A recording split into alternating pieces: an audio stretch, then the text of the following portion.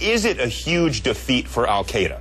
In other words, if this organic revolution now is from the street, whether it's in Cairo or Benghazi, and these are individuals who are educated, who want freedom and tolerance, this is a rejection, it seems to me, and to others as well, of what al-Qaeda was saying would be the dominant ideology of Arab youth.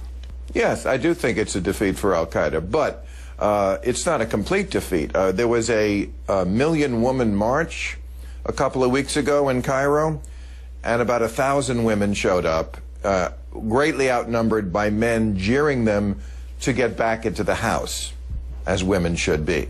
Yeah. So, you know, I said this on our show a few weeks ago, and people were very upset. I very often make my liberals in our audience mad at me when I talk about this subject. But I said, you know what, if there is not a sexual revolution that is going to accompany your revolution, just forget it.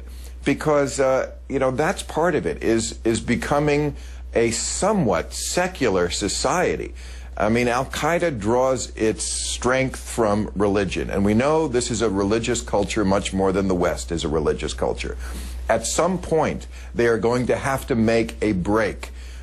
You cannot have a sort of semi-theocracy where you're getting your laws from the Quran and so forth. And I worry about that. We saw the polls that were coming out of Egypt at the time of the revolution when Mubarak was still in power. And a majority of the people believe in things like Sharia law.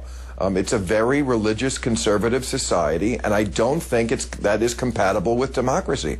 I know liberals don't like to hear it. Some people aren't ready for it. But you know what? If you're too religious, you can't also be a democracy. Look, you are absolutely right. The tension between a secular democracy and the theocracies that still govern in many parts of that world is a tension that's going to have to work itself through. We hope it works itself through in favor of secular democracy. We're going to have to wait and see.